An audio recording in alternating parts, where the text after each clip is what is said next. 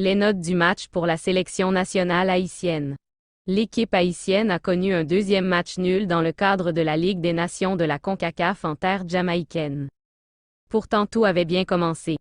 Une équipe haïtienne timide, mais chirurgicale en contre. Il n'est pas à étonner que certains éléments haïtiens sur le terrain ont été désastreux. De ce fait, ils auront des points faibles. Johnny Placide 7 points. Le capitaine a fait un retour en force dans la sélection. Sans la présence de San Placide, ça aurait été une catastrophe. Nous pouvons voir le nombre d'arrêts qu'il a effectués. Placide a sorti le grand jeu face aux Riage Boys ce soir. Alex Christian 4 points plus ou moins bon dans la première mi-temps dans l'aspect défensif, mais moyen du point de vue offensif, il donne la passe décisive sur le premier but d'Haïti. Mais, en deuxième mi-temps trop de centres mal travaillés, donnant ainsi facilement la balle à l'adversaire. Séance 5 points défensivement. Séance a fait son travail en aidant Had, en fermant et en couvrant pas mal d'espace. Du point de vue offensif, Séance a encore des améliorations à faire. Methuselah 6 points. Il a l'abattage physique, il a gagné presque tous ses duels contre les Jamaïcains. Le jeune défenseur de 23 ans a beaucoup de temps pour qu'il puisse grandir dans son jeu. Ricardo Had 2 points. Il est à l'origine des 2 buts que la sélection haïtienne a encaissés. Trop d'erreurs de placement à ce niveau-là. 10 pertes de balles. Il y a des choses qui ne se pardonnent pas dans le haut niveau. Jimmy 3 points. Un Jimmy Ben transparent, qui n'est pas dans sa bonne position sur le terrain, trop de fautes inutiles, 11 pertes de balles, et il est arrivé en retard sur un marquage qui nous a coûté l'autogol d'AD. À telle enseigne qui lui a valu un carton rouge à la fin du match, mettant du coup en péril une équipe haïtienne déjà fébrile. Carl Fred Sainté 6 points. Très combatif en milieu de terrain, avec des jaillissements presque parfaits, avec 6 duels gagnés au sol sur 8. Pour 0 duel aérien gagné. Carl a fait son match malgré un manque de soutien de ses pairs au milieu. Danley Jean-Jacques une note 4. Jean-Jacques il aurait pu avoir une plus belle note dans le match, 2 tentatives de dribble réussies sur 3. 7 duels remportés sur 9 au sol. Au duel aérien gagné sur 4. 9 pertes de balles. Une frappe sur le poteau jamaïcain. 2 grosses occasions manquées notamment ce face-à-face contre le gardien jamaïcain, le mieux était de donner la passe au lieu d'aller solo. JP, 6. Il n'a pas fait un grand match offensivement, mais il a beaucoup aidé défensivement. À plusieurs reprises il est retourné pour aider Steven Séance dans le couloir droit de la défense haïtienne. 3 duels au sol remportés sur 4. 6 passes réussites sur 12. Mondi Punier, 6.5, il a été excellent dans la première mi-temps, il a créé l'occasion permettant au deuxième but de la sélection haïtienne. 11 passes réussies sur 13. Mais beaucoup d'erreurs de placement pour un attaquant qui veut garder une place en sélection nationale. Borgelin, 4, entré à la 69e minute de jeu à la place de Didson, il n'est jamais rentré dans le match, il n'a rien apporté offensivement à l'équipe haïtienne, défensivement il a un peu aidé l'équipe haïtienne. 3 duels remportés sur 4, pour 3 pertes de balles. Louima et Carnegie, non notés. Don Didson l'homme du match il a obtenu une note 9 pour 69 minutes jouées. Didson a montré des qualités, il est l'auteur des 2 buts haïtiens dans la première mi-temps. 2 dribbles réussis sur 2. Il a réussi 8 passes sur 11. Il a remporté 8 duels sur 11, pour 10 pertes de balles. Il a subi 3 tacles.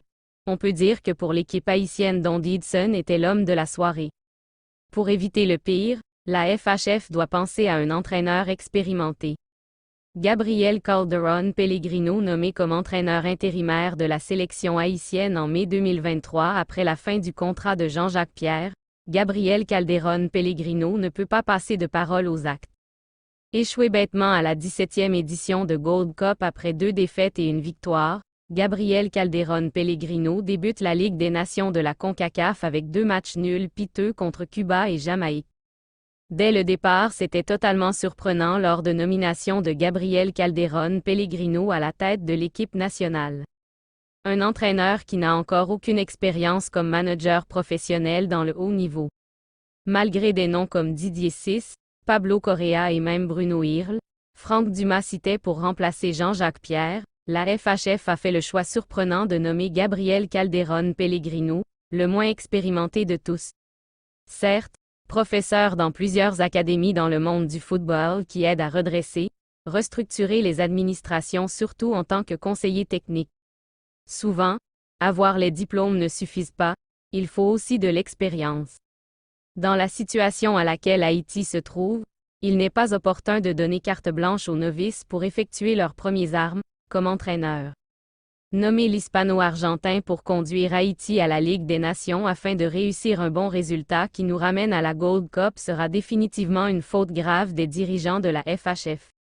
Si après ces 2 premiers matchs dans la Ligue des Nations, la FHF ne prend pas les meilleures décisions pour nommer un entraîneur expérimenté, attendons-nous au pire puisque cet entraîneur n'est pas à la hauteur de ses tâches.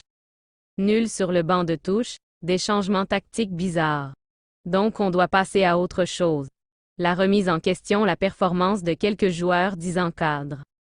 Il est temps de réfléchir à bien si nous voulons vraiment faire une sélection compétitive. Qui soit en mesure de jouer dans le haut niveau. Il est temps que certains joueurs dans la sélection nationale tirent la révérence. Il est inadmissible de prendre ou de continuer avec des amateurs au sein de la sélection. Il est insensé de continuer avec des joueurs sans conviction qui ne jouent pas réellement pour l'amour du maillot, qui jouent comme des vacanciers. La sélection doit être une vitrine où les meilleurs éléments sont appelés pour représenter dignement le pays de Dessalines. Nous avons dressé une liste des indésirables qui doivent dégager les lieux pour céder leur place à des personnes qui soient capables. Capitaine Ricardo Adé devient depuis quelques matchs le Maguire haïtien qui, à chaque occasion, ne manque pas de donner des cadeaux de Noël à nos adversaires. Il n'est pas à son premier essai. Il faut repenser le leadership de la sélection haïtienne. Jimmy Ben Alexis, il est lamentable depuis un certain temps dans la sélection. Il n'arrive pas à être performant en sélection comme il l'est en club depuis la Gold Cup 2019.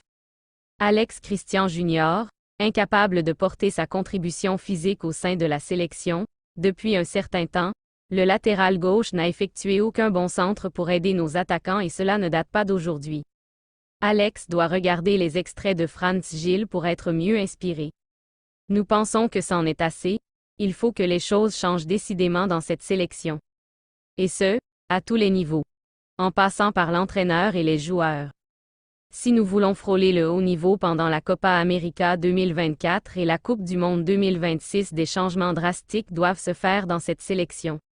Assez c'en est assez, il faut que les choses changent. Carlo Marcelin, un secrétaire général contesté. Depuis janvier 2012, Carlo Marcelin a occupé le poste de secrétaire général de la Fédération haïtienne de football, FHF. Cependant, sa longue tenure à ce poste a été marquée par une série de critiques et de controverses, ce qui a finalement conduit à sa rétrogradation et à un déclin notable de son influence au sein de la FHF. Dès ses débuts en tant que secrétaire général, Carlo Marcelin a été confronté à des critiques acerbes, souvent comparé à son prédécesseur, Yves Gingbart. Il était loin de jouir de la même popularité et de la même adhésion que son prédécesseur charismatique, et cette impopularité a perduré tout au long de sa carrière au sein de la FHF. Une étape significative dans la descente de Marcelin a été sa rétrogradation du poste de secrétaire général. Il partage désormais cette position avec Patrick Massénet, surnommé le « Superman » du football haïtien. Cette décision ne peut être ignorée et est perçue par de nombreux observateurs comme un signe clair du déclin de Marcelin au sein de la FHF. Le moment le plus humiliant pour Carlo Marcelin a probablement été lors de la dernière réunion du comité de normalisation et lors des échanges avec les clubs de première division, D1. Des témoins rapportent que Marcelin a été publiquement humilié par le président du Cosmopolite FC, Eveno Destin. Cette scène aurait été diffusée lors d'une émission intitulée « Carton rouge », amplifiant encore davantage le discrédit de Marcelin. Il est évident que Carlo Marcelin n'a pas été en mesure de gagner le respect et la confiance des acteurs clés du football haïtien. Son manque de leadership, de vision, et sa gestion contestée ont finalement eu raison de sa carrière au sein de la FHF. Sa rétrogradation et les humiliations publiques qu'il a subies illustrent clairement son statut de secrétaire général rétrograde.